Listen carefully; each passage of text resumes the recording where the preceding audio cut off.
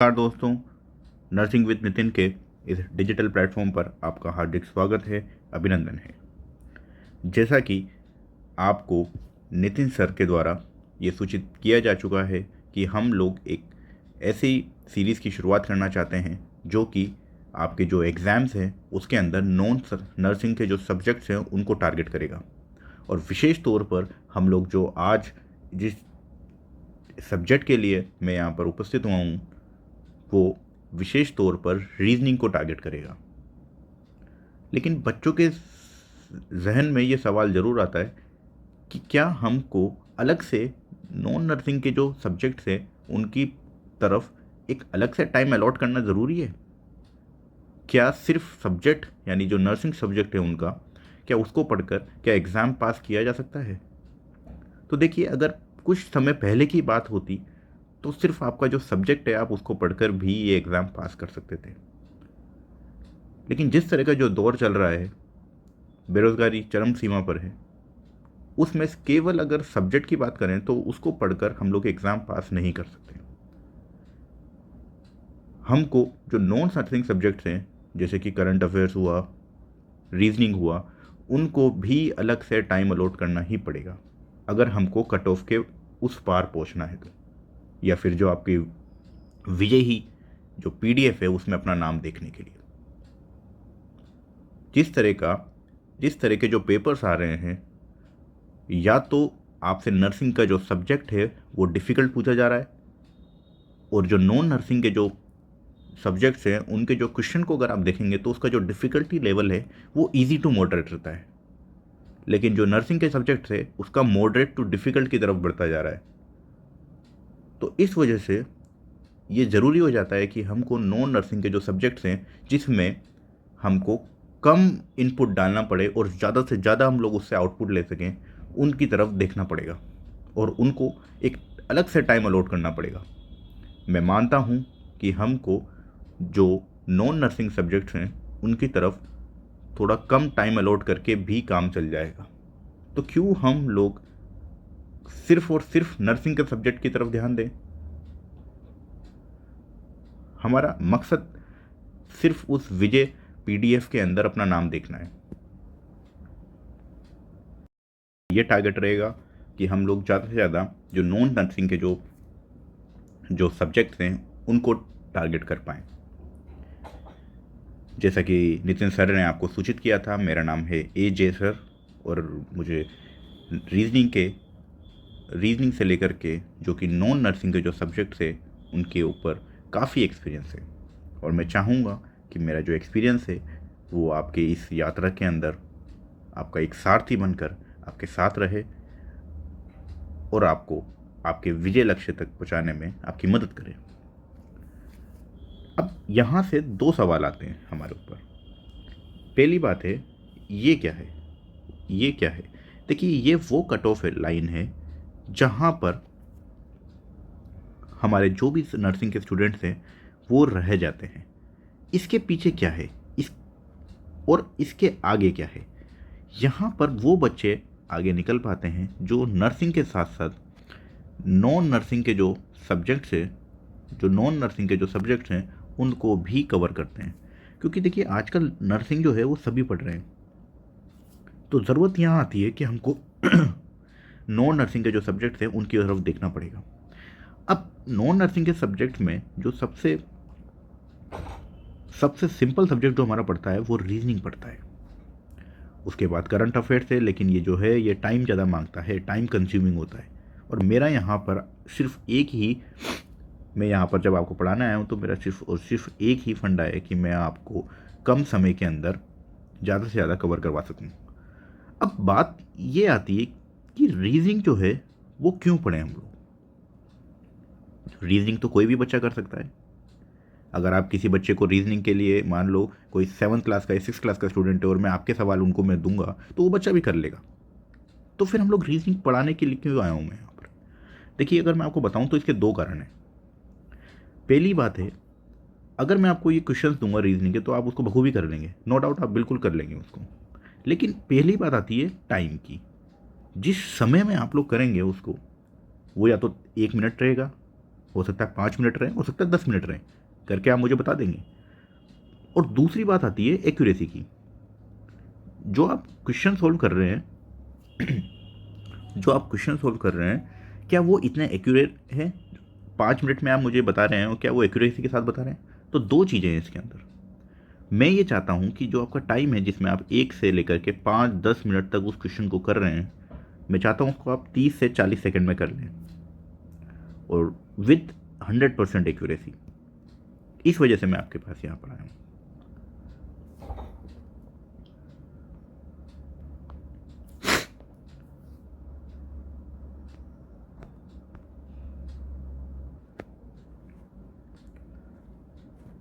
तो मैं आशा करता हूँ आपको मेरी बातें समझ में आई होगी। मैं ये भी आशा करता हूँ कि मैं जो पढ़ाऊँ उसको आपको समझ में आए, और आप मुझे कमेंट्स में उसके बारे में जानकारी दें कि क्या मुझे अपने ऊपर सुधार करना चाहिए आपको पढ़ाने के अंदर, कौन सी चीज़ आपको समझ में नहीं आ रही है, कौन सी चीज़ आपको समझ में आ रही है। आपका जो अपडेट आएगा मैं उसी आधार पर आगे बढ़ूँगा। तो आज हम लोग आपके रीजनिंग के कुछ टॉपिक्स हैं उनकी चर्चा करेंगे, रीजनिंग के सिलेबस के बारे में चर्चा करेंगे, और एक टॉपिक को हम लोग आज कवर करेंगे। ठीक है, तो देखो, अगर मैं आपको बात बताऊं, अगर मैं आपको शुरुआत करूं, तो देखिए जो रीजनिंग है हमारा, सबसे पहले मैं आपको रीजनिंग के बारे में थोड़ा बताना चाहूँगा। ये जो हमारा रीजनिंग सब्जेक्ट है, इसमें दो चीज़ें होती है। एक होती है वर्बल रीजनिंग, और एक होती है हमारी नॉन वर्बल रीजनिंग। अब आप पूछेंगे ये वर्बल और नॉन वर्बल क्या है, और हमारी कौन सी आती है? तो देखिए, वर्बल रीजनिंग वो टॉपिक्स उसमें आते हैं जिसमें चीज़ें आपको लिखी हुई मिलेगी, और उससे आपको एनालाइज करना है। जैसे कि मैं आपको बताऊं, वर्बल रीजनिंग से एग्जामिनर आपसे क्या पूछना चाहता है। देखिए, वर्बल रीजनिंग से वो आपकी ऐसी एबिलिटीज़ को देखना चाहता है जो कि स्टेटमेंट या फिर सेंटेंसेस के अंदर जो रिटन इन्फॉर्मेशन है उनको आप लोग एनालाइज करें, उसको आप एनालाइज करें और उसको ट्रांसमिट करें, और इंटरप्रेट करके सॉल्यूशन निकालें, और सॉल्यूशन निकालकर अपना आंसर दें, लेकिन जितनी जल्दी हो सके उसमें। तो इसके अंदर क्या क्या चीज़ें आती है वर्बल रीजनिंग? देखिए, वर्बल रीजनिंग में हमारे ब्लड रिलेशंस हो गए, ये हमारा ब्लड रिलेशन हो गया हमारा, पहली चीज़ तो ये आती है। दूसरी चीज़ हमारी डायरेक्शन सेंस आता है, जो आपके डायरेक्शन के क्वेश्चंस आते हैं। तीसरी बात हमारा सिटिंग अरेंजमेंट्स आता है। ये सब चीज़ें हमारे इसके अंदर आती है। नॉन वर्बल चीज़ें ऐसी, नॉन वर्बल के अंदर वो चीज़ें आती है जिसके अंदर आपको यहाँ पर क्या दे रहा था, वो सेंटेंसेस दे रहा था आपको पढ़ने के लिए, और फिर आपको निकालना था सॉल्यूशन। लेकिन नॉन वर्बल में क्या आएगा? नॉन वर्बल में आपके पास इमेजेस आएगी, पिक्चर्स आएगी, वो देखकर आपको एनालाइज करके आपको सॉल्यूशंस निकालना पड़ेगा। इसको हम लोग नॉन वर्बल रीजनिंग बोलते हैं। ठीक है सर, तो ये दोनों चीज़ों में आपके समझ में आया। अब बात आती है कि हम लोग क्या पढ़ेंगे आज। हम लोग ब्लड रिलेशन को पढ़ेंगे, जो कि आपके एक वर्बल का पार्ट है, वर्बल रीजनिंग का पार्ट है। आधे बच्चों को तो यही समझ नहीं आता कि ये वर्बल और नॉन वर्बल क्या होता है, किस में तो हमारे क्या चीज़ें आती है, कौन सा टॉपिक किस में आते हैं। मैं जब आपको पढ़ाऊँगा तो बिल्कुल बेसिक से पढ़ाऊँगा, साथ में कुछ आपको ट्रिक्स बताऊँगा ताकि आप कम समय में कर पाएँ। कॉन्सेप्ट आपका क्लियर करूँगा मैं आपका, ताकि आप 100% एक्यूरेसी के साथ अपने सवालों को सोल्व कर पाएँ। तो देखिए, अब वर्बल रीजनिंग के बारे में हम लोग जान चुके हैं, नॉन वर्बल के बारे में जान चुके हैं। अब हम उसके एक टॉपिक के बारे में पढ़ेंगे जो कि है ब्लड रिलेशन। देखिए, ब्लड रिलेशन जिसको हम लोग रक्त संबंध भी बोलते हैं, आखिर होता क्या है? देखिए, ब्लड रिलेशन हम लोग बचपन से पढ़ते हुए आए, बचपन से देखते हुए भी आए, और जो भी बच्चे ग्रामीण परिवेश के होते हैं उनको तो काफ़ी आसान लगता है ये। लेकिन जैसे जैसे हम लोग सोफिस्टिकेटेड होकर जाते हैं, जैसे जैसे हम लोग सिटी की ओर जाते हैं, ये काफ़ी डिफ़िकल्ट हो जाता है पढ़ना। माफ़ कीजिएगा। तो हम लोग शुरुआत करते हैं ब्लड रिलेशन के लिए। सबसे पहले सवाल आता है कि रीजनिंग में ब्लड रिलेशन का क्या रोल है। कि ब्लड रिलेशन होता क्या है। देखिए, ब्लड रिलेशन हम लोग अगर शुरुआत करें ब्लड रिलेशन की, तो ब्लड रिलेशन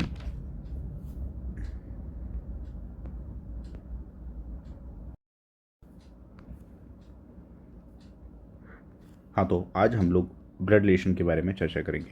देखिए, ब्लड रिलेशन होता क्या है। इसके अंदर आपको एक सेंटेंसेस दिए जाएंगे आपको, पैराग्राफ दिए जाएंगे, कुछ कोड दिए जाएंगे, यानी वो आपको एक कुछ इन्फॉर्मेशन देंगे। उस इन्फॉर्मेशन का इस्तेमाल करके आपको कन्वर्ट करके मीनिंगफुल मीनिंगफुल स्टेटमेंट्स में बनाना है, चार्ट्स में बनाना है, और उससे फिर अपना सॉल्यूशन प्राप्त करना है। ये जो प्रोसेस है आपको, यही प्रोसेस आपको अपने दिमाग में करनी है, आपके पेपर में करनी है। ये हमारा ब्लड रिलेशन कहलाता है। अब बात आती है बेसिक ऑफ ब्लड रिलेशन की। ब्लड रिलेशन में होता क्या है। देखिए, ब्लड रिलेशन में दो तरह की चीज़ें होती हैं। एक तो वो संबंध होते हैं जो आपके ब्लड लाइन के होते हैं, जो आपकी ब्लड लाइन की होती हैं, जैसे कि माता पिता, भाई बहन, ब्रदर एंड सिस्टर्स। ठीक है। दूसरी चीज़ होती है हमारी, जो हमारे इन लॉज वाले होते हैं, जिसको हम लोग इन लॉज के नाम से जानते हैं। अब आता है कि टाइप ऑफ क्वेश्चन, कौन कौन से क्वेश्चन आते हैं। देखिए, ये सबसे, अब यहाँ से हमारा चैप्टर जो है वो असली में शुरुआत होता है। जो शुरुआत है हमारे चैप्टर की वो यहीं से होती है, टाइप्स ऑफ ब्लड क्वेश्चन। देखिए, सबसे पहले जब भी हम कोई टॉपिक पढ़ते हैं उसमें हमको ये समझना जरूरी है कि क्वेश्चन जो है वो किस तरह का आता है। ये तो समझे हम लोग कि क्वेश्चन किस तरह का आ रहा है। हम लोग सिर्फ कुछ नहीं करते हैं, हम लोग क्या करते हैं, टॉपिक देख लिया, अच्छा ब्लड रिलेशन है, और खुले सांड की तरह पहुंच जाते हैं, चलो स्टार्ट करते हैं। अरे भैया, पहले ये तो देखो कि उसमें क्वेश्चन किस तरह के आ रहे हैं, किस तरह के वो हमसे स्टेटमेंट दे रहा है, कौन कौन से किस तरह के में घुमा सकता है वो हमको। तो देखो, इसमें तीन चीज़ें होती है, तीन तरह के क्वेश्चन हमसे वो पूछेगा, टाइप्स ऑफ क्वेश्चन में पूछेंगे। सबसे पहले जो क्वेश्चन वो हमसे पूछेगा, वो पूछेगा जो सबसे डिफिकल्ट वाला है। मैं हमेशा वहीं से शुरू करता हूँ जो डिफिकल्ट रहता है। सबसे पहले वो हमसे पूछेगा कोडेड वाले, जिसको हम लोग कोडेड ब्लड रिलेशन बोलते हैं। अब आप बोलोगे कि ये किस तरह का टाइप होता है। तो देखो, कोडेड वाला जो होता है वो मैंने दे रखा है यहाँ पर क्वेश्चंस को। ये वाला जो क्वेश्चन नंबर 9 है, ये हमारा कोडेड वाला है, इसको हम लोग कोडेड बोलते हैं। इसके अंदर क्या होता है, इसमें आपको एक्सप्रेशन दिया जाता है और कुछ आपको सॉल्यूशंस के अंदर आपको रिलेशन दिया जाता है। ठीक है, तो पहला टाइप आप समझ चुके होंगे। इसके अंदर क्या होगा, इसके अंदर आपको या तो एक्सप्रेशन दिया जाएगा, उस एक्सप्रेशन से आपसे रिलेशन पूछेगा कि बताओ वो रिलेशन क्या है, फादर है, मदर है, जो भी आपका रिलेशन है। इसी के अंदर एक और चीज़ पूछता है हमको, वो उल्टा कर देगा, वो आपको स्टेटमेंट क्वेश्चन के अंदर रिलेशन दे देगा और फिर आपसे पूछेगा कि बताओ कौन सा एक्सप्रेशन जो है इसको सेटिस्फाई कर रहा है। जैसे कि वो बोल देगा कि भाई ये जो है ये इसका फादर है, एम जो है ये फादर है एस का। अब वो एक्सप्रेशन बताएगा कि बताओ ये जो बी है, ये जो भी बी है, ये ऐसे तरह का एक्सप्रेशन देगा। ठीक है। दूसरी बात, पहली चीज़ क्या थी, वो आपको पहले ही ऐसा एक्सप्रेशन दे देगा और फिर आपसे रिलेशन पूछेगा। तो ये तो हो गया हमारा कोडेड ब्लड रिलेशन वाला टाइप। जो दूसरा वाला टाइप होता है हमारा, वो होता है पैराग्राफ वाला। अब पैराग्राफ आप पूछेंगे कि पैराग्राफ मतलब, जो कि पैसेज या फिर पैराग्राफ, या तो पैसेज देगा या आपको पैराग्राफ देगा एक, या कुछ स्टेटमेंट्स देगा, यानी कुछ सेंटेंसेस देगा, और उससे फिर आपको रिलेशन पूछेगा कि बताओ उसके अंदर क्या रिलेशन है। ये सबसे सिंपल फॉर्म है, ये वाला। अगर ये आ जाता है तो आपकी किस्मत है। ये तो सबसे सिंपल फॉर्म जो होता है ना, वो यही होता है, कुछ सेंटेंस देगा, पैराग्राफ देगा और आपसे फिर रिलेशन पूछेगा। अब आप बोलेंगे ये कौन सा है, तो देखो मैं बता देता हूँ। जैसे कि ये वाला क्वेश्चन नंबर 3, ये अपना सेकंड टाइप का है, जिसमें आपको एक पैराग्राफ दे दिया उन लोगों ने और आपसे फिर वो एक ऑप्शंस में आपको रिलेशन पूछ रहा है। ये हमारा सेकंड टाइप होता है, जो कि सबसे सिंपल फॉर्म है। और जो इसका थर्ड फॉर्म होता है, वो हमारा होता है पॉइंटिंग वाला, यानी किसी की ओर देखकर कुछ सवाल पूछना, यानी किसी की ओर। ठीक है। पॉइंट, अब वो किसी की और भी दे सकता है, या वो पिक्चर की तरफ पूछ सकता है कि बताओ पॉइंटिंग टू पिक्चर्स वगैरह जो भी होता है हमारा, उसको उस वाले का। इसमें स्टेटमेंट भी दे सकता है वो आपको, किसी की ओर दिखाकर आपसे पूछेगा कि बताओ ये वाला है। ये भी एक अच्छा खासा सवाल है।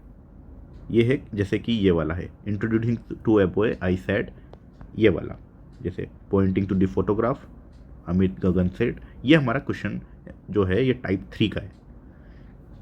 ठीक है, तो आपको तीनों टाइप समझ में आ चुके होंगे। अब हम लोग आगे पढ़ेंगे कि पॉइंट्स टू रिमेंबर, यानी किन बातों का ध्यान रखना है। ठीक है, इनको सॉल्व करते वक्त देखिए, ये तो मैंने आपको समझा दी कि किस किस तरह के क्वेश्चन आते हैं। अब मैं आपको कुछ बेसिक पढ़ाऊंगा, उसके साथ साथ मैं आपको बताऊंगा कि पॉइंट्स टू रिमेंबर की तरफ। देखिए, जो बेसिक है हमारा वो क्या है, सोल्व में क्या क्या मैं इस्तेमाल करूंगा, या फिर आप कैसे यूज इसको जल्दी से जल्दी वक्त में कर सकते हैं। देखो, ये क्या है दोनों, इसको हम लोग अगर बोलेंगे तो ये एक तरह का स्क्वायर है या रेक्टेंगल है। ये जो स्क्वायर और रेक्टेंगल है, जिसको हम लोग हिंदी में बोले तो एक डब्बा है, हमारी देसी भाषा में जो बोले हैं एक तरह का डब्बा या स्क्वायर रेक्टेंगल, इससे मैं हमेशा मेल को रिप्रेजेंट करूँगा। ठीक है, ये हमेशा मेल रिप्रेजेंट होगा। ये प्लस माइनस को चक्कर छोड़िए जिसमें वक्त भी लगता है। ये जो डिब्बा है हम लोग तब बनाएंगे जब कोई लड़का या लड़की के बारे में बात हो, लड़के के बारे में बात हो, सॉरी। ये जो है ये इसको फीमेल को डिनोट करेगा हमारा। ठीक है, ये जो चीज़ है ये हमारा मैरिज को डिनोट करेगा। ठीक है, अब बात आती है जनरेशन्स की। देखिए, इसको अच्छे से देख लेना, क्योंकि ये वो चीज़ है जो हमारा ट्रिक में इस्तेमाल होगा। मैं आपको यहाँ पर ऐसी ट्रिक बताऊंगा जिससे आप चुटकियों में सवाल सॉल्व कर देंगे। 5 से 10 सेकंड लगेंगे मैक्स टू मैक्स, उससे ज़्यादा मैं वक्त लूँगा नहीं आपका। तो ये जनरेशन ज़रूर अच्छे से देख लेना आप थोड़ा। ये जनरेशन वो चीज़ है जो हमारे ट्रिक में इस्तेमाल होगी। अब जनरेशन क्या है, जनरेशन को हम लोग हमेशा इस तरह से डिनोट करेंगे। तो ये जो चीज़ है ये जनरेशन शो करेगा आपका। ये फर्स्ट जनरेशन हो गई, ये सेकंड जनरेशन हो गई, तो ये जनरेशन शो करेगा।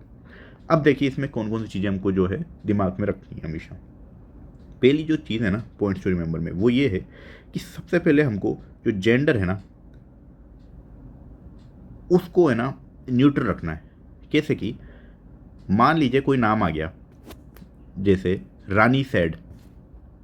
अब हमारे ज़माने में तो हम लोग रानी को लड़की ही मानते हैं, रानी आते ही हम लोग बोल देंगे कि रानी जो है वो तो लड़की है। पर भैया ऐसा नहीं करना। जब तक आपको वहाँ पर क्लियरली डिफाइन नहीं कर दे कि रानी जो है वो लड़की है, तब तक आपको उसके ऊपर कोई भी डायग्राम को शो नहीं करना, कोई भी आकृति नहीं बनानी है, ना ही डिब्बा बनाना है यानी स्क्वायर बनाना है, ना आपको सर्कल बनाना है। तो इसको हमेशा न्यूट्रल रखें आप। जब तक रानी के बारे में कुछ कहा ना जाए तब तक आप उसको ऐसे ही छोड़ेंगे। और इसमें भी पूरा नाम नहीं लिखना है आपको, सिर्फ आर लिखना है।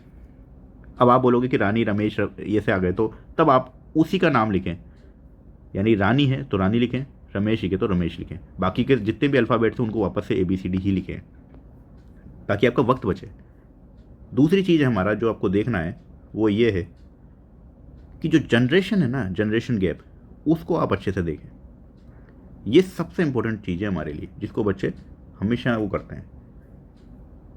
तीसरी चीज़ जो है वो है हमारा सिंगल पेरेंट। देखिए मैं आपको बता दूं, हमारे इलाकों में यही होता है कि जो शादी है उसके लिए एक लड़के की ज़रूरत पड़ती है और एक लड़की की ज़रूरत पड़ती है। लेकिन आप लोग यहाँ भूल जाएंगे बिल्कुल इस चीज़ को। कभी कभी वो बोलेगा कि रमेश का जो बेटा है, तो ज़रूरी नहीं है आपको कोई कोई लड़की दे दी तो कि ये उसकी माँ ही होगी और आप यहाँ प्लेस कर दें। हो सकता है रमेश अकेला हो, उसका एक बेटा भी हो या बेटी भी हो, तो आप इसको बिल्कुल सिंगल पेरेंट के रूप में भी आप इसको देख सकेंगे। तो ये कुछ चीज़ें हैं जो आपको समझ में आई होगी। एक बार मैं आपको वापस से बता देता हूँ। 3 तरह के हमारे टाइप्स होते हैं। एक तो कोडेड वाला होता है जो सबसे डिफ़िकल्ट होता है, जो कि आपसे रेयरली केसेस में पूछेगा, लेकिन पूछेगा तो मैं आपसे इतनी गारंटी देता हूँ कि आप उसको 15 सेकंड में बना देंगे। अब तक आप कितने में बनाएंगे मुझे नहीं पता, अब तक कितने में बनाते थे, लेकिन आप इसको 15 सेकंड में बना देंगे मेरे साथ। तो ये कोडेड ब्लड रिलेशन होता है, एक ये सबसे डिफिकल्ट टाइप होता है। इसके अंदर भी 2 तरह से पूछेगा और उसमें भी सबसे डिफिकल्ट होता है ये वाला। ठीक है, कोडेड में आपसे एक पहले वो एक्सप्रेशन दे देगा, उसके बाद आपसे रिलेशन पूछेगा, या फिर वो आपको पहले ही रिलेशन दे देगा, उससे आपसे एक्सप्रेशन पूछेगा कि बताओ इसमें से कौन सा क्वेश्चन सही है। दूसरा है पैसेज या पैराग्राफ टाइप। इसके अंदर आपको कुछ सेंटेंस देगा वो और सिंपल सा आपसे रिलेशन पूछेगा कि बताओ A M का क्या लगता है। थर्ड है पॉइंटिंग वाला, किसी की ओर वाला, जिसमें वो आपको कोई पिक्चर की तरफ बोलेगा या फिर किसी लड़के की तरफ बोलेगा या किसी लड़की की तरफ या किसी का नाम की तरफ बोलेगा और स्टेटमेंट देगा और अपन को आंसर निकालना रहेगा। ये भी अच्छा खासा डिफिकल्ट है। ठीक है, कुछ मैंने आपको पॉइंट्स बेसिक समझाए कि ये जो सर्कल है ये हमेशा हम लोग मेल की तरफ इस्तेमाल करेंगे, और ये जो ये जो स्क्वायर है ये हमारा हमेशा हम लोग मेल की तरफ इस्तेमाल करेंगे, और ये जो सर्कल है इसको हम लोग हमेशा फीमेल की तरफ इस्तेमाल करेंगे। ये जो इक्वल का साइन है ये हमारा मैरिज को डिनोट करेगा। जनरेशन के लिए हम लोग इस तरह का एक बार बनाएंगे, उसके बाद नाम लिखेंगे। इसमें कुछ तीन चीज़ें मैंने आपको बोली है जो रिमेंबर रखना है। सबसे पहली बात है जेंडर का। जेंडर हमेशा न्यूट्रल रहेगा, नाम के हिसाब से आप लोग डिसाइड नहीं करेंगे कि वो लड़का है या लड़की है। दूसरी बात है जनरेशन गैप का, वो सबसे इम्पोर्टेंट है हमारे लिए। और तीसरा है सिंगल पेरेंट का, कि सिंगल पेरेंट भी हो सकता है। ऐसा नहीं कि कोई एक लड़की है उसको नहीं मिल रहा तो हम लोग यहाँ पेरेंट्स उसको प्लेस कर दें। तो हम लोग स्टार्ट करते हैं हमारे क्वेश्चंस की ओर। सबसे पहले मैं आपको सबसे डिफ़िकल्ट वाले क्वेश्चन पढ़ाऊँगा, या आप कहो तो मैं सबसे सिंपल वाले क्वेश्चन पढ़ा देता हूँ ताकि आप लोगों को आसानी में समझने में आसानी हो। लोग अब शुरू करते हैं हमारा क्वेश्चंस को बनाना। हम लोग इसकी तरफ चलेंगे, क्वेश्चन नंबर 6 की तरफ। ये एक पैराग्राफ टाइप जो क्वेश्चन है हमारा वो है जो मैं आपको बता रहा था, टाइप नंबर 2 वाला है। इसमें आपको एक पैराग्राफ दे रखा है और पैराग्राफ से हमको अपना सॉल्यूशन बनाना है। ये सबसे सिंपल फॉर्म में से एक है, क्योंकि जैसा जैसा ये बोलता जाएगा वैसा वैसा हम लोग करते जाएंगे। अब यहाँ पर ट्रिक की बात आती है। ट्रिक क्या है, जिससे हमारा जो सवाल है ये 1 मिनट की जगह 20 या 30 सेकंड में बने। इसका ट्रिक ये है कि यहाँ पर हमको कुछ अल्फ़ाबेट्स दे रखे हैं, GSBEFA। अब आप ये देखोगे ना तो हर एक सेंटेंस के बाद एक फुल स्टॉप है, उसके बाद एक नया सेंटेंस शुरू हो जाता है। तो मेरा ट्रिक यहाँ पर ये है कि हम लोग, मान लीजिए मैं आपको बताते हुए चलता हूँ, हम लोग उन्हीं स्टेटमेंट्स को पढ़ेंगे जिसमें हमारे वो अल्फ़ाबेट पहले आ चुके हैं। अब आप बोलोगे सर क्या मतलब है इसका, तो देखो मैं आपको बताते हुए चलता हूँ कि मैं क्या कहना चाह रहा हूँ। देखो, जैसे कि यहाँ पर बोल रहा है G is the grand father of F। G जो है एक ग्रैंड फादर है। ग्रैंड फादर का मतलब यानी दादा है। अब दादा है मतलब लड़का है, ठीक है, तो इसलिए हम लोगों ने इसको एक डिब्बे में बंद कर दिया। अगर यहाँ पर ग्रैंड मदर होती तो मैं एक सर्कल बनाता, क्योंकि मैंने बोला हुआ है कि मैं फीमेल्स के लिए सर्कल इस्तेमाल करूँगा। अब ग्रैंडफादर है अगर जी, किसका ग्रैंडफादर है, एस का, तो इसका मतलब ये है कि जी का कोई ना कोई एक बेटा रहा होगा या बेटी रहा होगा। मान लीजिए ये यहाँ पर बेटा है, उसका जो है उसका बेटा जो है वो एस है। तो 3 यहाँ पर जनरेशन हो गई, फर्स्ट जनरेशन, सेकंड जनरेशन और थर्ड जनरेशन। ठीक है, जी यहाँ पर हमको इस जी का जो है यहाँ पर जेंडर पता है अपन को, मेल है क्योंकि ग्रैंडफादर है। अब हम लोग आगे की तरफ बढ़ेंगे, ठीक है, अब हम लोग आगे की तरफ बढ़ेंगे। ये एक पहला क्वेश्चन है इसलिए मैं आपको बिल्कुल धीरे से समझाऊंगा ताकि आपको समझ में आए जो मैं समझाना चाहता हूँ। उसके बाद जैसे जैसे आप लोग इस चीज़ के बारे में पकड़ बना लेंगे तो आप फटाफट सोल्व करते हुए जाएंगे। अब नॉर्मल स्टूडेंट क्या करेगा, वो यहाँ से पढ़ना शुरू करेगा दोबारा स्टेटमेंट को, यही उसका टाइम वेस्ट होता है बस। B has only 2 sons E and F.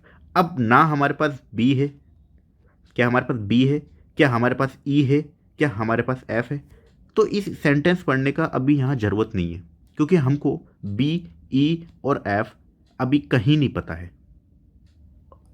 हमारा हो गया ना टाइम वेस्ट। ये तो चलो तीन सेंटेंसेस का हमारे पास, 3 स्टेटमेंट्स का हमारे पास छोटा सा क्वेश्चन है। मान लीजिए थोड़ा बड़ा क्वेश्चन आ जाएगा तो हमारा टाइम वेस्ट हो जाएगा वहाँ पर और हम कंफ्यूज होते हुए जाएंगे कि अब इस बी एफ को कहाँ लिखूँ, मैं यहाँ लिखूँ, कहाँ लिखूँ, इसके लिए मुझे एक अलग से लिखना पड़ेगा। तो हम लोग ऐसा काम ही क्यों करें। इसलिए मैं आपको जो समझाना चाह रहा हूँ वो यही है कि हम लोग, हमारे पास 2 अल्फ़ाबेट है यहाँ पर, जी और एस, जो पहले यूज़ कर चुके हैं। तो हम लोग उस स्टेटमेंट को देखेंगे जिसमें या तो जी आए या एस आए। अब देखो मेरे को यहाँ पर जी दिख गया तो मैं ये वाला सेंटेंस पढ़ूंगा, A and B are the only sons of G, यानी जी के जो 2 बेटे हैं वो है ए और बी। अब मान लीजिए ये ए है और ये बी है। मेरे को यहाँ ये पता था कि जी है, उसके बेटे का बेटा एस है, लेकिन जो एस है अभी तक मुझे ये पता नहीं चला कि वो ए का बेटा है या वो बी का बेटा है। ठीक है, इसलिए मैं यहाँ पर इसको खाली रख रहा हूँ। आएंगे यहाँ पर इन दोनों में से ही, इसलिए मैं यहाँ पर अभी तक इनको जोड़ नहीं रहा हूँ। ठीक है, मैं ऐसा कर देता हूँ। ठीक है, ये मुझे पता चल चुका है कि जी के 2 बेटे हैं ए और बी, उनमें से एक का बेटा एस है। अब देखिए आगे का स्टेटमेंट पढ़ेंगे हम लोग, B has only 2 sons E and F. अब मुझे यहाँ से एक चीज़ पता लग गई। क्या पता लगी? कि यहाँ पर ये जो बी है उसके दो बेटे हैं। केवल ओनली का मतलब यहाँ पर केवल दो बेटे हैं। दो बेटे कौन होंगे? एक तो ई होगा और एक एफ होगा। दोनों बेटे हैं यानी मतलब लड़के हैं। मुझे यहाँ पर एस के बारे में अभी कोई जेंडर के बारे में पता नहीं है, लेकिन मुझे यहाँ पता है यहाँ ए आएगा, क्योंकि हम लोग ये देख चुके हैं कि ए और बी जो थे वो जी के बेटे थे।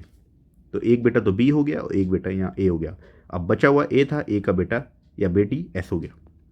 अब ये हमसे क्वेश्चन पूछ रहा है who is the father of S, यानी एस के जो हैं वो पिता कौन है। सिंपल सा आंसर है, इस एक एस के जो पिता हैं वो ए है।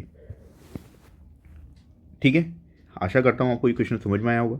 अब हम लोग इसी तरह के सेकंड क्वेश्चन की तरफ चलेंगे। मैं आपको यहाँ से कम किसी न किसी टाइप के दो क्वेश्चन पढ़ाऊँगा, कम से कम, ताकि आपको थोड़ा सा उस दिमाग में बैठे। अगर मान लो मैं अभी इस वाले स्टेटमेंट टाइप पढ़ाकर दूसरे टाइप पे ले जाऊँगा तो आपको कन्फ्यूजन हो जाएगा कि कौन सा टाइप में क्या क्या होता है। इसलिए मैं कम से कम दो क्वेश्चन कराऊंगा आपको, ताकि आप समझ पाएँ। अब देखिए, इस क्वेश्चन की तरफ चलते हैं हम लोग।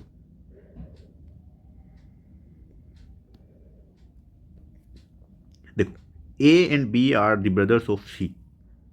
अब देखिए, जो ए है और बी है, थोड़ा मैं इसको नीचे बना लेता हूँ। यहाँ पर सिंपल सा बोल रखा है कि जो ए है और बी है वो ब्रदर्स हैं। किसके? सी के। यानी सी या तो उसका भाई, इन दोनों के भाई होगी या बहन होगी। अब यहाँ पर ए और बी का हमको जेंडर पता है? हाँ जी पता है, ब्रदर्स है। तो यहाँ पर ए और बी जो है वो ब्रदर्स है। ठीक है, सी का जेंडर अभी हमको पता नहीं है। अब मैंने आपको क्या बताया, हमारे पास तीन अल्फ़ाबेट्स हैं यहाँ पर, ए बी और सी। अब मैं वो स्टेटमेंट सबसे पहले पढ़ूंगा जिसमें मुझे ये अल्फ़ाबेट्स आ रहे हो। अब मान लो मैं ये पढ़ लूँगा D is the daughter of F, तो क्या यहाँ पर डी मिल रहा है कि मुझे? डी और, तो इस स्टेटमेंट को मुझे फटाफट पढ़ने की ज़रूरत नहीं है, अभी बीच बीच में पढ़ता जाऊँगा उनको, ताकि मेरे को इधर उधर बनाना ना पड़े। ठीक है, B is the son of D and E. B हमारे पास है, B is the son of, किसका सन है? डी एंड ई का। यानी बी जो है वो डी और ई का सन है। ठीक है, अब डी और ई का सन है, इसका मतलब है कि ये इसके पेरेंट्स हुए, यानी इसके माता पिता हुए, तो ये दोनों शादीशुदा होंगे, डी और ई। लेकिन क्या मुझे डी के बारे में और ई के बारे में पता है कि ये लड़का है या लड़की है? डी तो फादर है या डी मदर है? तो अभी तक हमको ये नहीं पता। अब आगे पढ़ते हैं हम लोग। D is the daughter of F. D जो है वो डॉटर है किसकी? एफ की। अब यहाँ से हमको इसके जेंडर के बारे में पता लग चुका है कि एक फीमेल है डी, यानी इसकी मदर है। अगर डी जो है वो फीमेल है तो ई ऑब्वियसली बात है उनके हस्बैंड है, यानी मेल है ई। डी जो है वो एफ, डी जो है वो एफ की डॉटर है। अब एफ जो है या तो माता है या पिता है। अब देखिए एफ कहाँ आ रहा है। अब ऐसा नहीं कि मैं P is the mother in law of E पढ़ने लग जाऊंगा, अभी नहीं। हम लोग ये पढ़ेंगे सिंपल सा statement, Q is the son of F. Q जो है वो एफ का सन है। देखिए ये तो बेटी थी, तो एफ जो क्यू जो होगा वो यहाँ आएगा, सन है इसलिए मेल है, और डी का ब्रदर भी है। अब हम लोग अगला पढ़ेंगे, P is the father in law of E. P is the father in law of E. ये अगर देखो, ई जो है उसकी वाइफ है डी। फादर इन लॉ का मतलब क्या है? फादर इन लॉ का मतलब होता है हस्बैंड या वाइफ के फादर। अब ई के बारे में बोला है हमको, तो ई जो है वो हस्बैंड है। हस्बैंड की जो वाइफ होगी उसके फादर, उसके लिए ई के लिए फादर इन लॉ होंगे। अगर डी जो है वो बेटी थी एफ की, एफ अगर फादर होता तो यहाँ पर एफ लिखा होता, F is the father in law. क्योंकि पी लिखा हुआ है, इसका मतलब ये है जो एफ वो उसकी मदर है और पी जो है वो फादर इन लॉ है। ठीक है, यहाँ तक हमारा पूरा चार्ट बन चुका है। अब हम लोग क्वेश्चन की तरफ चलेंगे। What is the relationship of A to P. A to P के बीच में क्या रिलेशन है? देखिए, ए यहाँ पर है और पी यहाँ है। हमसे एक, अब ए टू पी का मतलब क्या हुआ? ए के लिए पूछ रहा है कि ए जो है वो पी से किस तरह से रिलेटेड है। अब देखो, ए यहाँ पर है बी की तरफ, यानी बी का भाई है। बी किसका बेटा है? इन दोनों का, डी और ई का। और डी और ई जो है वो इन दोनों, डी जो है वो इन दोनों की बेटी है। तो देखो सिंपल सी बात है, हमसे पूछा है ए टू पी के बारे में, यानी ए यहाँ है, पी यहाँ है, ए की मदर ये है, मदर के जो फादर हैं वो क्या हुए? उसके नाना, यानी ग्रैंडफादर। अब हमसे पूछा क्या है, ए के बारे में पूछा कि ए कैसे रिलेटेड है। तो एक ग्रैंडफादर है अगर पी, तो ए क्या हुआ, ग्रैंडसन हुआ, और मेल भी है, इसलिए हम लोग यहाँ पर ग्रैंडसन करेंगे। तो आशा करता हूँ आपको ये समझ में आया होगा। मैं आपको यहाँ पर धीरे बता रहा हूँ, मैं चाहूँ तो आपको इसको फटाफट बनाकर बता सकता हूँ, लेकिन मैं आपको बारीकी से बताना चाहता हूँ यहाँ पर, ताकि आपको समझ में आए किस तरह से हम लोगों को स्टेटमेंट्स को पकड़ना है, किस तरह से हम लोगों को जो स्टेटमेंट्स हैं उनसे सीधे सीधे बनाते हुए अपना चार्ट बनाना है, ताकि हम लोग कम समय में ज़्यादा से ज़्यादा आउटपुट ले सकें और ज़्यादा से ज़्यादा एक्यूरेट हो सकें। अब हम लोग नेक्स्ट टाइप की तरफ चलेंगे, जो कि हमारा सबसे डिफिकल्ट टाइप, कोडेड वाला।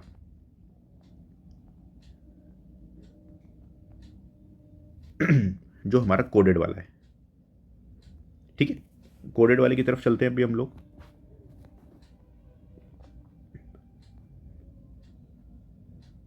देखिए, ये है हमारा क्वेश्चन नंबर 9।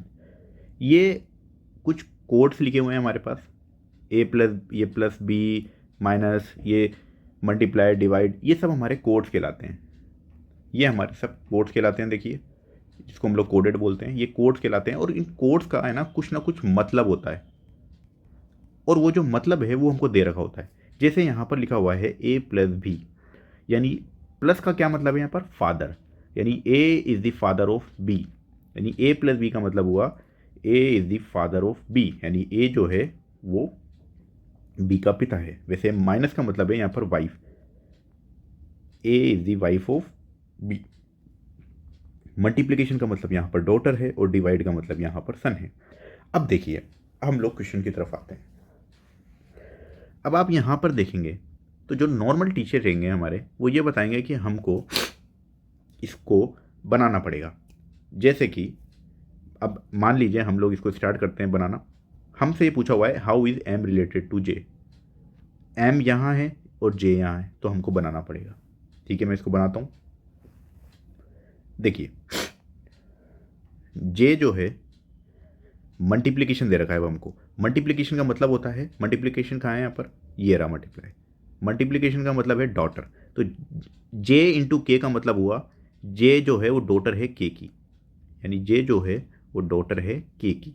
ठीक है। के प्लस एल का मतलब क्या हुआ, प्लस का मतलब क्या है यहाँ पर, अब के पर आ गए हम लोग, यहाँ पर बैठे हुए हैं अभी हम लोग के पर। के प्लस एल का मतलब हो गया, प्लस का मतलब क्या है, ईयर। प्लस का मतलब होता है फादर, यानी के जो है किसका फादर है, एल का, यानी एल यहाँ आएगा। अब एल लड़का है लड़की अभी तक हमको पता नहीं है, आगे स्टेटमेंट देखते हैं। एल के बाद लिखा हुआ है divide, L divide M. Divide का मतलब होता है सन, यानी जो एल है वो एक सन है, किसका, एम का, यानी एम यहाँ आएगा। अब ये दोनों भाई बहन थे के एल, तो इसका मतलब हुआ कि ये दोनों माता पिता हैं। अब के अगर पिता है तो एम फीमेल होगी, यानी मदर होगी।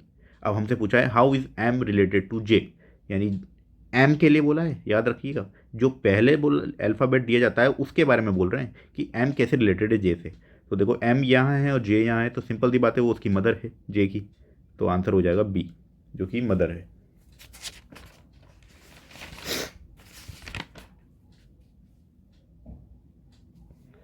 एक और क्वेश्चन हम लोग इस तरह का लेंगे ताकि आप लोगों को समझ में आए। हाँ, माफ़ कीजिएगा, मैं कुछ भूल गया। ये तो था हमारा डिटेल मेथड, जिसको हर बच्चा करेगा और अपना टाइम वेस्ट करेगा। ठीक है, यहाँ पर अपना टाइम वेस्ट करेगा। क्या हम लोग इसको किसी ट्रिक के माध्यम से भी कर सकते हैं, शॉर्ट तरीके से, जिसमें हमारा कम से कम समय जो है वो लगे, कम से कम टाइम ड्यूरेशन के अंदर हम लोग कर लें? तो देखिए, अब यहाँ पर हम लोग दूसरी तरह से बताऊंगा मैं, जो एक ट्रिक के माध्यम से होगा। ठीक है, देखिए, शुरुआत करते हैं हम लोग। अब यहाँ पर हम लोगों को अगर आप देखोगे तो एक स्टेटमेंट दे रखा है, कुछ स्टेटमेंट दे रखे हैं, कुछ कोड दे रखे हैं, और हमको आंसर बताना है। मैंने कोई स्टार्टिंग में एक चीज़ बताई थी कि हमको जनरेशन जो है उसको बहुत अच्छे से देखना है। हमको जो जनरेशन है उनको अच्छे से देखना है। ठीक है, तो मैं यही बात करना चाह रहा हूँ। अगर हम लोगों ने जनरेशन को अच्छे से समझ लिया ना, तो हम लोग इसको बहुत अच्छे से बताएंगे। देखिए, मैं आपको कुछ बताना चाहता हूँ। देखिए, मान लीजिए ये ब्रदर है और ये सिस्टर है। ये मान लीजिए सिस्टर इन लॉ है, मैं अभी यहाँ पर सिर्फ लिख रहा हूँ, आप इसको देख लीजिएगा। ये सिस्टर लॉ है, ठीक है, ये ब्रदर इन लॉ है, मान लीजिए ये लिखे हुए हैं।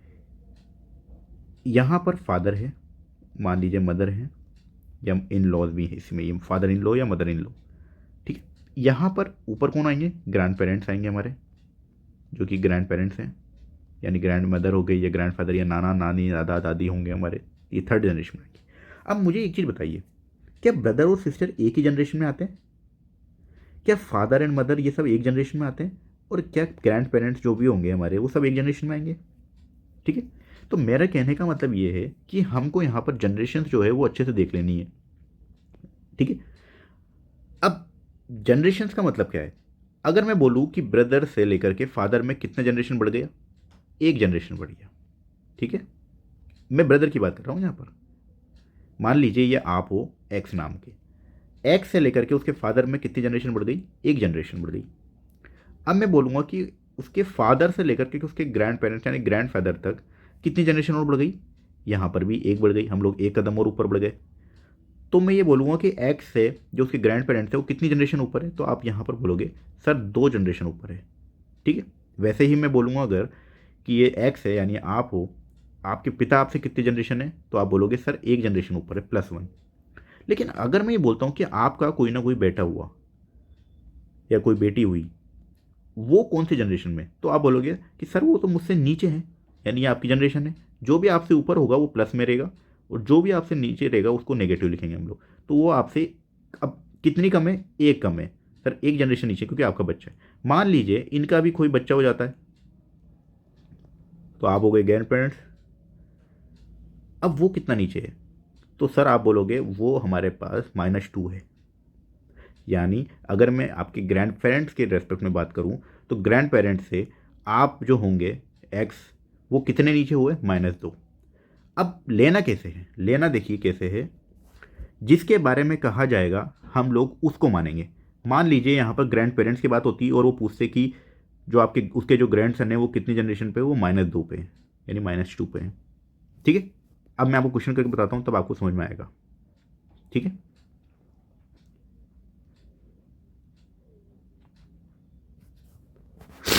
देखिए देखिए मैं जो कहना चाह रहा हूँ उसको समझिए, माफ़ कीजिएगा थोड़ी जुकाम हो रखी, कोल्ड हो रखा है। देखिए यहाँ पर लिखा हुआ है J × K + L/M। अब हमसे पूछा है how is M related to J, यानी हमसे पूछ रहे हैं कि जो M है वो J से कैसे रिलेटेड है। देखिए अब हम लोग यहाँ से चलेंगे, मल्टीप्लाई का मतलब क्या होगा, डॉटर।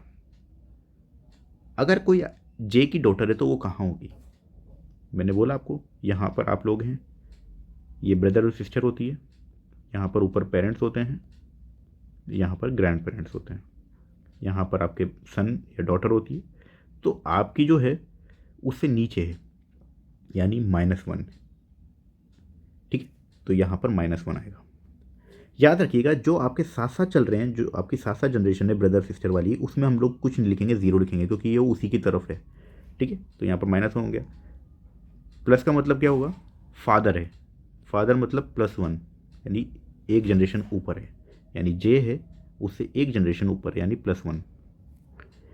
L के लिए क्या लिखेंगे हम लोग, सॉरी डिवाइड के लिए क्या लिखेंगे हम लोग, सन है, यानी J की ही बात चलेगी हमेशा। हम लोग इसी से नोट करेंगे कि कौन सी जनरेशन ऊपर होगी। ऐसा नहीं कि आप K से देख रहे हैं या फिर L से देख रहे हैं, ऐसा नहीं, जो फर्स्ट लेटर अल्फ़ाबेट लिखा रहेगा उसी से हम लोग पूरी जनरेशन को देखेंगे यहाँ पर, कि कौन उसके ऊपर है कौन नीचे है। हर सिंबल से पहले वाला उस अल्फ़ाबेट से हम लोग नहीं देखेंगे, ठीक है। अब यहाँ लिखा हुआ है L/M, ठीक है। डिवाइड का मतलब क्या होता है, डिवाइड का मतलब हो गया सन, यानी -1, ठीक है। अब मैं यहाँ पर इसको ऐड करूँगा, मान लीजिए माइनस और +1 कट गया, तो बचा क्या, -1। यानी मुझे ये समझ में आ गया कि J से जो M है वो -1 है, यानी उसके पेरेंट्स से -1 कब होगा, यानी एक जनरेशन पीछे है, यानी नीचे है वो जो भी है। अब आप यहाँ देखोगे तो J जो है वो उसकी मदर से एक जनरेशन नीचे ही है। तो हमको ये तो पता लग गया कि इस जनरेशन में नहीं है। तो कहने का सेंस क्या है मेरा, यानी जे और एम के बीच में ब्रदर और सिस्टर तो नहीं हो सकते थे, क्योंकि हमको ये पता है कि एक जनरेशन का गैप है और वो भी एम जो है वो नीचे है। ठीक है, ब्रदर भी नहीं हो सकता था, ये दोनों तो हो ही नहीं सकते थे। अब हम लोगों ने दो एलिमिनेट कर दिया, यानी फादर होता या मदर होता। तो यहाँ पर हम लोग देख सकते हैं कि ये फादर है, ये मदर है और ये उसका सन है। ठीक है,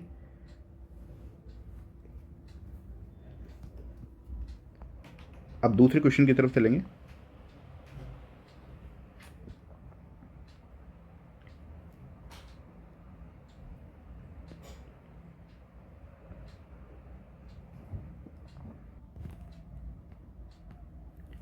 अब हम लोग दूसरे क्वेश्चन की तरफ चलेंगे। अब यहाँ पर भी वही कोडेड वाले क्वेश्चन थे, कुछ यहाँ पर कुछ कोड से रखे हैं, हमको उसके आंसर निकालने हैं। तो देखो, अगर आप ये देखोगे तो माइनस का मतलब यहाँ सिस्टर है, प्लस का मतलब फादर है, मल्टीप्लिकेशन का मतलब हस्बैंड है और डिवाइड का मतलब ब्रदर है। ठीक है, अब हमसे यहाँ पर सबसे पहले हम लोग ट्रिक्स के वाले से करेंगे। अगर कोई चीज़ ट्रिक से सॉल्व हो जाएगी तो हमको पूरा का पूरा सॉल्यूशन करने की ज़रूरत नहीं है। अगर पूरा का पूरा सॉल्यूशन अगर ट्रिक से सोल्व भी नहीं हो रही ना, तो ट्रिक से ये पता लग जाएगा कि हमको कि जो जनरेशन है ना वो सेम जनरेशन के उसके अंदर है आंसर, या फिर ऊपर और या तो सेम जनरेशन के अंदर है आंसर, या फिर जो जनरेशन है उनकी वो डिफरेंट है, ताकि हम एलिमिनेट कर पाएँ ऑप्शंस को। ठीक है, तो इससे हमको काफ़ी हेल्प मिलेगी। जैसे कि यहाँ देखिए, लास्ट क्वेश्चन की तरफ चलते हैं। यहाँ पर जैसे इन्होंने बोला है A is the sister of, minus का मतलब सिस्टर है। ठीक, तो अब देखिए जे प्लस वन, प्लस का मतलब मैंने हमेशा बताया है। अब देखिए सॉरी, अब इधर देखिए आप, प्लस का मतलब क्या है, फादर, फादर का मतलब हो गया प्लस वन। ठीक है, अगला है माइनस, माइनस का मतलब हो गया सिस्टर। यानी मैंने हमेशा एक चीज़ बताई आपको कि इस कैरेक्टर को लेना है हमेशा, जो फर्स्ट अल्फ़ाबेट होगा उसको, उसी से हम लोगों को सारे जो जनरेशन हैं वो देखने हैं।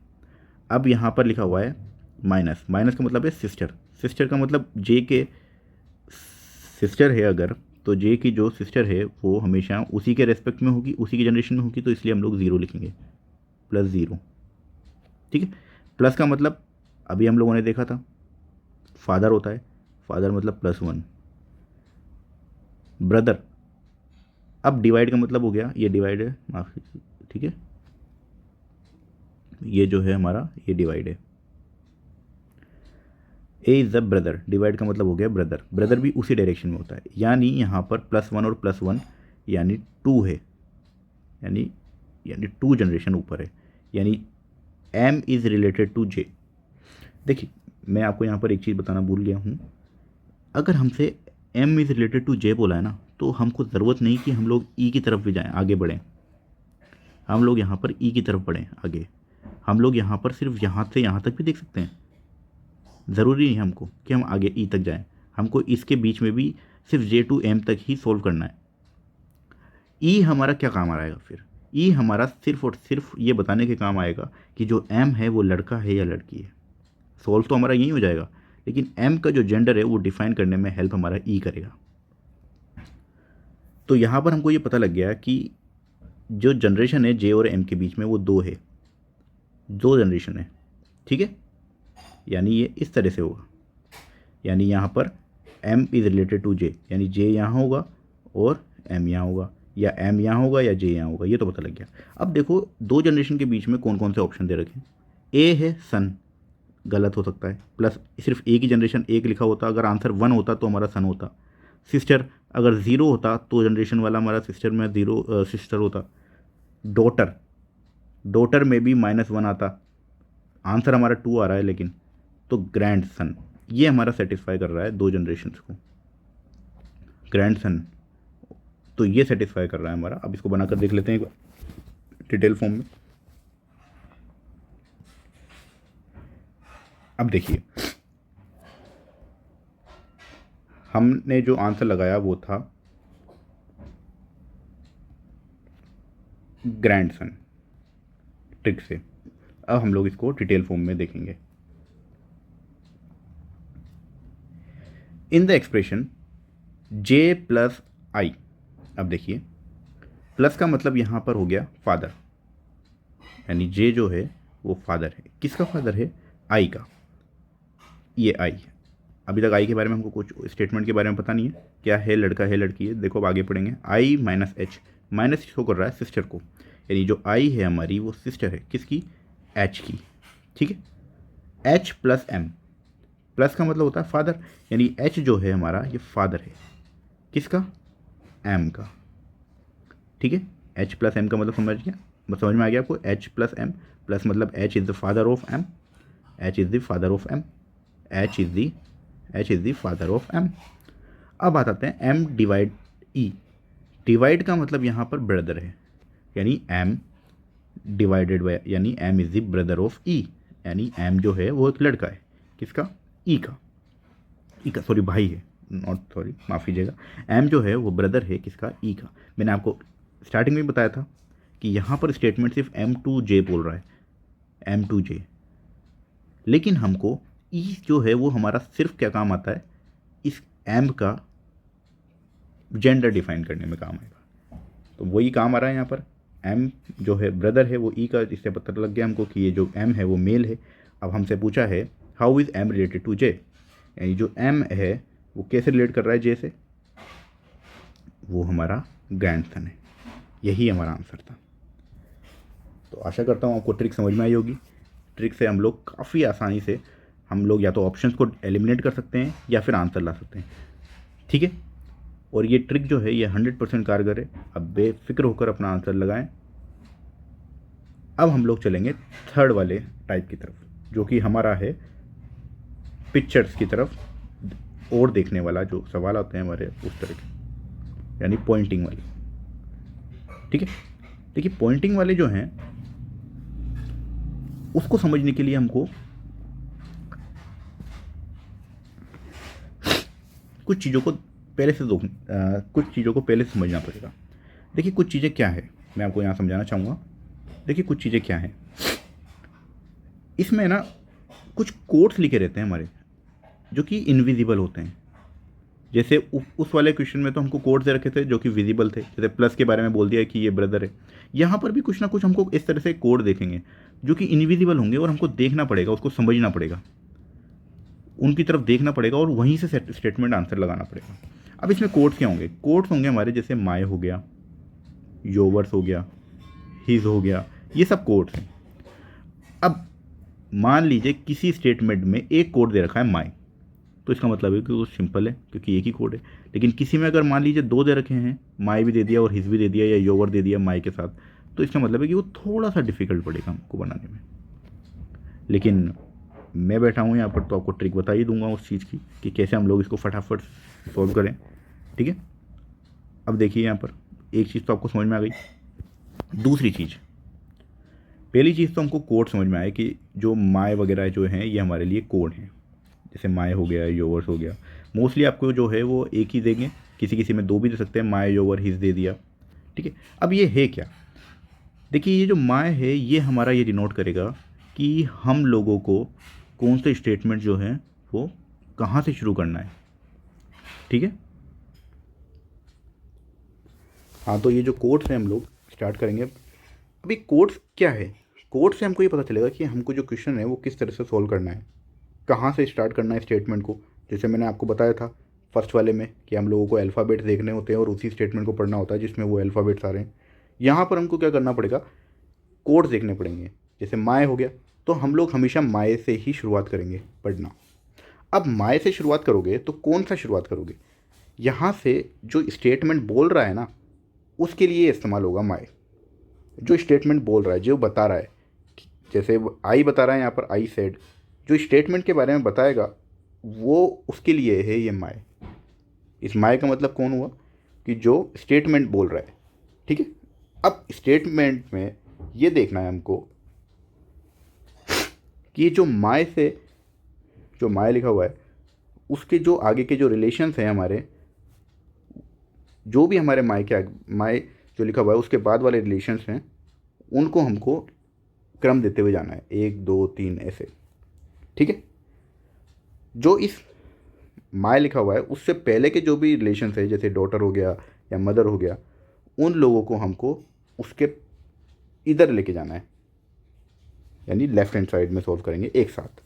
ठीक है, ऐसा नहीं कि उनको हम लोग मिक्स कर देंगे, पहले राइट वाले को सॉल्व करेंगे फिर लेफ्ट वाले को सॉल्व करेंगे। ठीक है, और कहाँ तक सॉल्व करेंगे, लेकिन यहाँ पर तो फुल स्टॉप तक करेंगे, यहाँ पर हम लोग जहाँ से सेंटेंस शुरू हो रहा है वहाँ से सॉल्व करेंगे। ठीक है,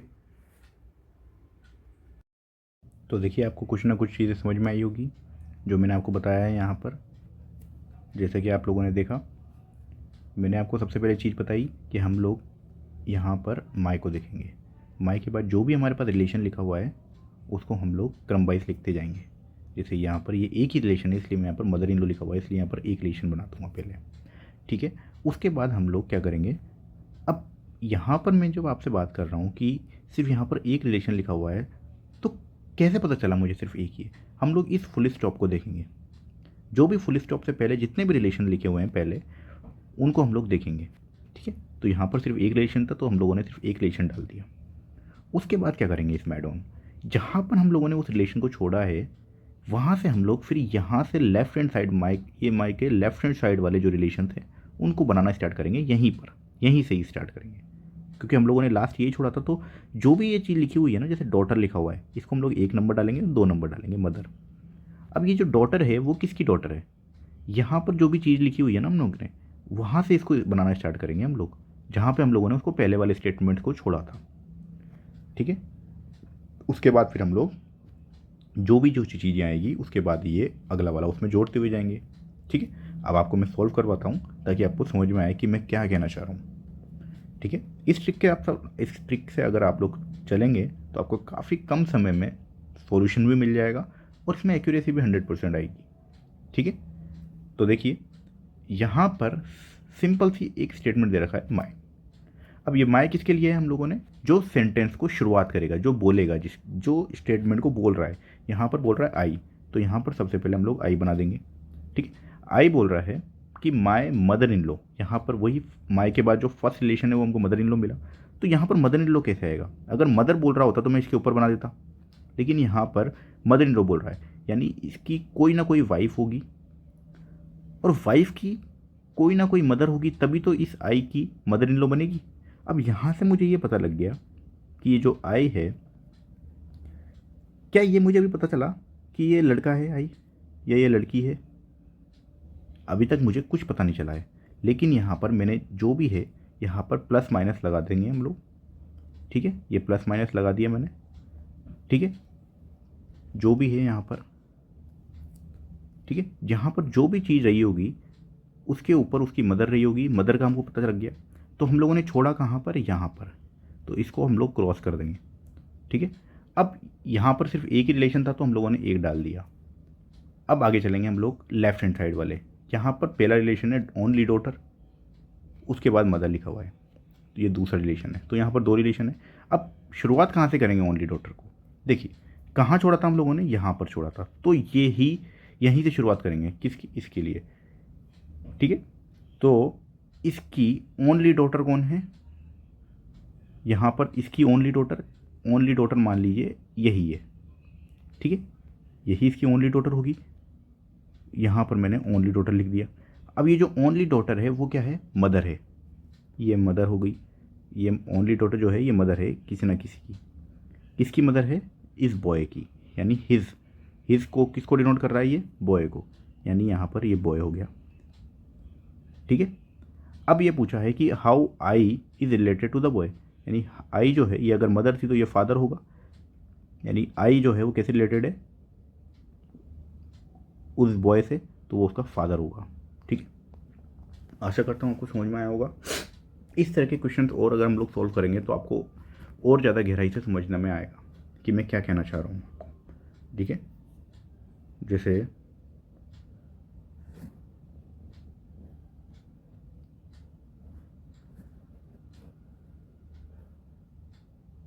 देखिए यहाँ पर कुछ क्वेश्चंस दे रखे हैं हमको। ठीक है, यहाँ पर हमारे पास 2 स्टेटमेंट बनेंगे, क्योंकि यहाँ पर हिज के बाद में डायरेक्ट स्टार्ट कर चुके हैं सिस्टर के बारे में। ठीक है, तो देखिए हम लोग स्टार्ट करते हैं। ठीक है,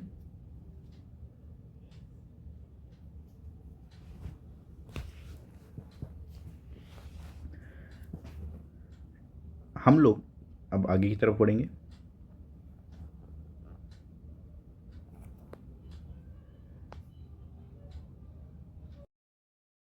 तो हम लोग अब आगे क्वेश्चन की तरफ चलते हैं और अब आपको समझ में आएगा कि क्वेश्चन को हम लोग कैसे सॉल्व करें, और ताकि आपका ये जो अंडरस्टैंडिंग है ये बढ़ती जाएगी। अब देखिए हम लोग शुरू करते हैं। यहाँ पर क्वेश्चन लिखा हुआ है, introducing a boy Ritika said he is the only son of my father's only son. How is Ritika related to the boy's mother. अगर हम लोग अब इस चीज़ को एज्यूम करने लग जाएंगे तो वो काफ़ी डिफिकल्ट हो जाएगा। ठीक है, इसलिए हम लोग यहाँ पर अपने वाली जो ट्रिक है उसका इस्तेमाल करेंगे। अब मैंने आपको एक चीज़ बताई है, सबसे पहले स्टेटमेंट कहाँ से शुरू करना है कि जो कह रहा है, यानी रितिका है, तो यहाँ पर रितिका से शुरू करेंगे हम लोग। ठीक है, ये रितिका हो गया या हो गई। ठीक है, अब ये बोल रहा है रितिका के बाद कहाँ से शुरू करेंगे, माए से, यानी माए। मैंने आपको बताया था कि जो माए से लेकर के इस फुल स्टॉप तक हम लोग सीधे चलेंगे और जो रिलेशंस आते जाएंगे उन पे नाम लिखते जाएंगे। एक यहाँ पर फादर लिखा, फादर्स ओनली सन, यानी 2। लेफ्ट हैंड के साइड में हमारा एक तो सन लिखा हुआ है, सिर्फ एक सन ही, कहाँ तक देखेंगे, इस तक। ठीक है, अब देखिए रितिका है, सबसे पहले बोल रहे हैं माय फादर, रितिकाज फादर यानी फादर, ये हो गए फादर साहब, ये हो गए उनके फादर साहब। फादर्स ओनली सन यानी उनके ओनली सन, यानी अगर उनके ओनली सन है तो रितिका के जो होंगे वो ब्रदर होंगे, यानी ये सन हो गए उनके। ठीक है, अब यहाँ पर हम लोगों ने कहाँ रोका है, यहाँ पर, इसलिए इसको क्रॉस कर देंगे यहाँ। यहाँ से हम लोग जो लेफ्ट हैंड साइड वाला स्टेटमेंट है उनको स्टार्ट करेंगे बनाना। ये बोल रहा है कि ये जो है ये सन है। ठीक, माई फादर्स सन। अब उसके बाद सॉरी, अब यहाँ पर ये सन बोला था। ठीक है, ये जो है ये इनके सन है। अब यहाँ से बोल रहा है इस सन के सन, यानी ये है जो सन है यहाँ पर। ठीक है, ये बॉय हो गया हमारा। ये जो बॉय है ये जो है वो क्या है, ही इज़ दी सन। किसका सन है, ये जो यहाँ पर हम लोगों ने छोड़ा था उसका स्टेटमेंट के बाद ये सन लिखा हुआ है जो कि एक बॉय है। अब ये बोल रहा है how is Ritika related to boy's mother. अब मान लीजिए ये सन है, उनकी कोई ना कोई, ये तो फादर थे क्योंकि ये, तो यहाँ पर उसकी कोई ना कोई मदर रही होगी, तो रितिका कैसे रिलेटेड है, रितिका जो है वो उसकी सिस्टर इन लॉ कहलाएगी। यानी रितिका जो है, अगर ये इसकी ब्रदर, ये जो है ये इसकी सिस्टर है, तो ये इसके लिए क्या कहलाएगी, सिस्टर इन लॉ, ये नद भाभी बनेगी हिंदी में बोले तो। ठीक है, तो यहाँ पर हम लोगों ने ये देख लिए हैं। अब हम लोग चलेंगे जो पॉइंटिंग वाले हैं इसमें डिफ़िकल्ट क्वेश्चंस की तरफ, जो कि बड़े पैराग्राफ में आते हैं हमारे। देखिए इसमें मैंने आपको एक चीज़ बताई थी कि इसमें 2 स्टेटमेंट दिए जाएंगे हमारे, या तो वो देगा माय या हिज साथ में देगा या योर देगा। ये 2-3 स्टेटमेंट्स एक साथ कोड लिखे जाएंगे। अब इसमें अगर हम लोग आगे बढ़ें तो देखिए शुरुआत हम लोग हमेशा करेंगे जो कह रहा है। यहाँ पर देखिए जो स्टेटमेंट इस तरह के होंगे उसमें हमको 2 साइमल्टेनियसली बनाने पड़ेंगे, यानी एक साथ 2 बनेंगे हमारे, और फिर उनके रिलेशन को हम लोगों को ऐड करना पड़ेगा। तो यहाँ पर हम लोग देखिए गगन का भी बनाएंगे और अमित का भी बनाएंगे। तो देखो ये तो हो गए गगन साहब और ये हो गए हमारे अमित साहब। ठीक है, अब देखिए गगन में मैंने हमेशा आपको बताया है जो बोल रहा है उसके लिए हम लोग हमेशा ये जो माए है वहाँ तक स्टेटमेंट शुरू करेंगे। कहाँ तक करेंगे, जहाँ तक ये फुल स्टॉप होता है। तो देखो डॉटर्स मदर, ठीक है, हस्बैंड फादर, यानी 4 स्टेटमेंट दे रखे हैं हमको, देखिए। ठीक है, इधर बात चलेंगे हम लोग लेफ्ट हैंड साइड में, तो ये फर्स्ट दे रखा है, ये सेकंड दे रखा है, ये थर्ड दे रखा है। ये हमारा अमित के लिए है। ठीक है, तो ये अमित के साथ बनाएंगे हम लोग इसको। ठीक है, चलो शुरू करते हैं, काफ़ी मज़ा आने वाला है इसमें। देखिए गगन बोल रहा है my daughter's mother, my daughter's यानी गगन की जो डॉटर है वो। ठीक है, डॉटर्स मदर यानी इसकी डॉटर की मदर यानी इसकी वाइफ होगी। ठीक, मदर्स हस्बैंड, मदर्स हस्बैंड यानी खुद गगन, हस्बैंड्स फादर, हस्बैंड फादर यानी गगन के फादर साहब। ठीक है, समझ में आया? मैं दोबारा एक बार बता देता हूँ कि गगन से हम लोगों ने शुरू करा है, गगन के बाद हम लोग माए पे पहुँचे हैं, माए के बाद हम लोगों ने शुरू करा है गगन का स्टेटमेंट, जो कि फर्स्ट जो चीज़ लिखी हुई थी वो लिखी हुई है हमारी डॉटर। तो गगन की जो डॉटर है वो लिख दी हम लोगों ने। Daughters mother, second relation mother दे रखा था, तो डॉटर्स मदर यानी गगन की वाइफ। ठीक है, मदर्स हस्बैंड, थर्ड वाला जो रिलेशन था वो हमारा हस्बैंड था, यानी इनके जो हस्बैंड होंगे वो गगन खुद होंगे, गगन खुद होंगे। और गगन्स हस्बैंड्स फादर यानी सॉरी हस्बैंड्स फादर यानी गगन के जो फादर साहब हैं, यहाँ पर हम लोगों ने स्टेटमेंट को क्लोज करा है। तो ये हमारा मेन चीज़ है। ठीक है, अब अमित की तरफ चलते हैं। देखिए अमित की तरफ चलते हैं। अमित के लिए क्या है? अमित सिस्टर्स मदर, अमित की सिस्टर यानी ये सिस्टर हो गई अमित की, सिस्टर्स मदर, ये सेकंड में मदर बोल दिया, मदर्स हस्बैंड, यहाँ पर हम लोगों ने स्टेटमेंट को क्लोज करा है। अब अगर आप देखोगे ना तो ये जो आदमी है यहाँ पर और ये जो यहाँ पर मैंने दोनों जो क्रॉस करे हैं, जो डिब्बे हैं हमारे, जो स्क्वायर्स हैं, वो दोनों आदमी एक ही है। समझ में आया आपको? ये दोनों जो आदमी हैं वो एक ही है। अब यहाँ पर देखिए, यहाँ पर इस इंसान की वाइफ दे रखी है, तो मैं यहाँ बना सकता हूँ, ये मैंने बना दिया उस इंसान की वाइफ। वाइफ की एक बेटी दे रखी है, इस वाइफ की बेटी यानी यहाँ बना दूँ मैं इस, यहाँ पर ये वाइफ की बेटी हो गई, ये बेटी हो गई। बेटी का यहाँ पर एक भाई दे रखा है, ये भाई दे दिया अमित। ठीक है, अब गगन के फादर और इस बेटी के फादर एक ही हैं, ये सब एक ही है, तो ये तीनों भाई बहन हुए। तो Amit is related to Gagan. How is Amit? Amit is related to Gagan, ये दोनों ब्रदर्स हुए। ठीक है, तो आपको आशा करता हूँ ये समझ में आया होगा। इसमें और भी क्वेश्चंस हैं, आप चाहो तो हम लोग उसको भी कर सकते हैं। देखिए ये रहा, मैंने आपको यहाँ पर कुछ बताया था इस टाइप वाले में। इस टाइप के अंदर हमको वो स्टेटमेंट उठाना है जिसमें हमारे अल्फ़ाबेट पहले यूज़ आ चुके हैं। ठीक है, और कोशिश करिए कि सिर्फ वो स्टेटमेंट उठाइए जो सबसे सिंपल सा स्टेटमेंट हो। ठीक है, देखिए सबसे पहले हम यहाँ पर अगर मैं देख रहा हूँ तो मुझे सबसे सिंपल सा स्टेटमेंट जो दिख रहा है वो दिख रहा है एक तो ये, के is the wife of F. तो चलो इसी से स्टार्ट कर लेते हैं हम लोग। के इज़ दी वाइफ ऑफ, यानी फीमेल है किसकी? एफ की। एफ यहाँ पर मेल हुआ, हस्बैंड हुआ। अब यहाँ पर के और एफ कहाँ दिख रहा है मुझे? यहाँ दिख रहा है एफ, तो हम लोग क्या एफ से चलेंगे। F is the father in law of D. F जो है वो फादर इन लॉ है किसका? डी का। अब इसका या तो कोई ना कोई बेटा हुआ होगा या कोई बेटी हुई होगी। भाई फादर इन लॉ तो तभी कहलाएगा ना, तो बेटे का, बेटे की वाइफ या फिर बेटी के हस्बैंड। ठीक है, तो देखो यहाँ पर मैं यहाँ लगा देता हूँ, जो भी है ये डी है। ठीक है, ये लो डी। ठीक है, अब यहाँ पर हमको पता लग गया F is the father in law of D. ठीक है, ये स्टेटमेंट क्लियर। अब देखो डी, देखो डी पे उठाओ वापस। D is the only brother, यानी ये तो पता लग गया कि डी जो है ये ब्रदर है यानी लड़का है। ठीक है, D is the only brother of B. D जो है वो ओनली ब्रदर है बी का।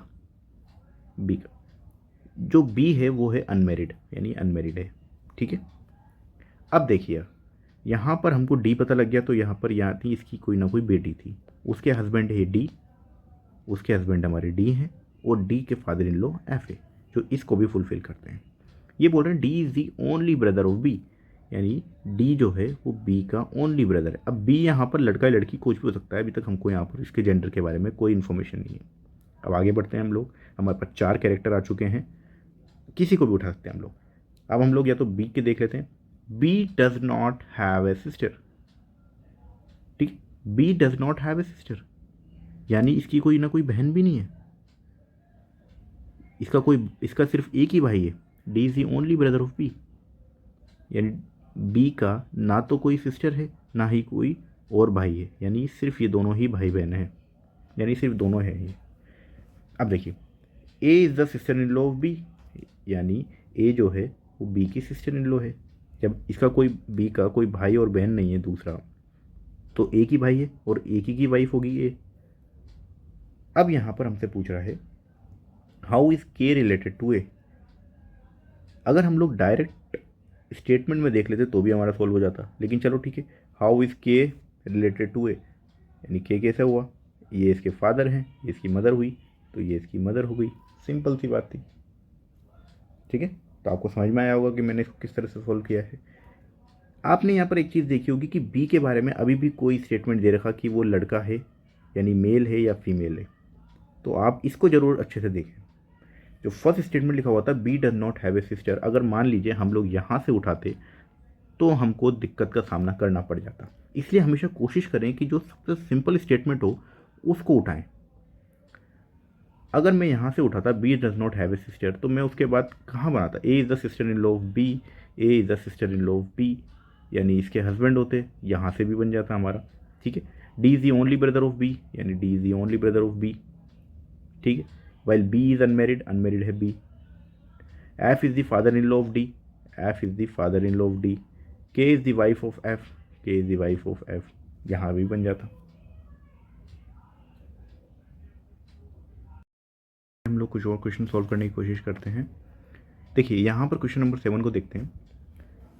यहाँ अगर हम लोग देखेंगे तो स्टेटमेंट हमारे पास काफ़ी बड़ा है, लेकिन आप देखोगे तो शुरुआत कहाँ से करें। चाहे तो हम लोग लाइन टू वाइज भी शुरुआत कर सकते हैं, एक बार के अपन ने अल्फ़ाबेट उठा लिया, फिर उसके बाद हम लोग देख लेंगे कहाँ कहाँ वो अल्फ़ाबेट हमको मिल रहे हैं। या फिर हम लोग एक चीज़ होती है कि हम लोग सिंपल स्टेटमेंट में जाएँ, बी के is the wife of F, एक वो सिंपल सा स्टेटमेंट है, आप यहाँ से भी स्टार्ट कर सकते हैं। ठीक है, तो मैं आपको दोनों स्टेटमेंट बता दूंगा, जिस हिसाब से भी आपको समझ में आया आप वो देख लीजिएगा। अब देखिए, B does not have a sister, मान लीजिए ये बी है, इसका कोई भाई या सॉरी इसकी कोई बहन नहीं है, तो ये तो पता लग गया हमको। ठीक, अब आगे पढ़ते हैं। A is the sister in law of B, sister in law of B का मतलब क्या हुआ, जब बी की कोई बहन नहीं है तो ऑब्वियसली बात इसका कोई ना कोई भाई हुआ होगा, और भाई सिर्फ अब यहाँ पर बोल रहा है A is the sister in law of B. आगे स्टेटमेंट पढ़ते हैं हम लोग, D is the only brother of B, यानी हमको ये पता लग गया कि बी का सिर्फ एक ही भाई है डी, और ये बोल रहा है A is the sister in law of B, यानी A is the sister in law of B, तभी तो जाकर ये इसकी भाभी बनेगी, क्योंकि हमको ये पता है कि बी की ना तो कोई सिस्टर है, ठीक है, ना तो कोई सिस्टर है इसके आगे, और ना ही इसका कोई और भाई है, क्योंकि हमको पता लगा कि जो डी है वो ही इसका ओनली ब्रदर है, यानी डी ही इसका सिर्फ केवल एक ही भाई है। ठीक है, आगे बढ़ते हैं हम लोग। अब ये बोल रहे हैं while B is unmarried, B जो है वो अनमेरिड है। ठीक है, ये भी पता लग गया हमको। F is the father in law of D, अब देखिए father in law of D का मतलब क्या हुआ, यानी डी की जो भी वाइफ है उनके फादर एफ हैं, तभी तो जाकर वो फादर इन लॉ बनेंगे। अपनी वाइफ के जो कि फादर हैं वही तो हमारे लिए फादर इन लॉ है। ठीक है, आगे बोल रहा है K is the wife of F, K is the wife of F, यानी के जो है वो उस एफ की वाइफ है, यानी फीमेल हुई। अब हमसे सिंपल सा पूछ रहा है हाउ इज़ के इज़ रिलेटेड टू ए, यानी के जो है वो कैसे रिलेटेड है ए के, यानी ये इसकी मदर हुई। काफ़ी सिंपल स्टेटमेंट है, काफ़ी सिंपल। ठीक है, आप इसको अच्छे से बना सकते हैं।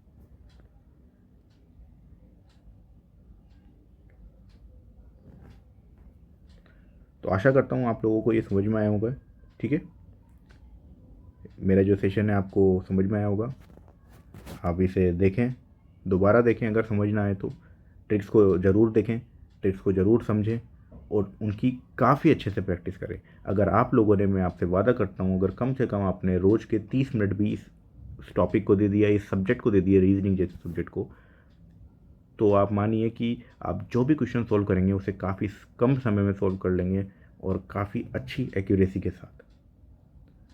तो यहीं से मैं विराम लेता हूँ, विराम करता हूँ इस सेशन का। जय हिंद।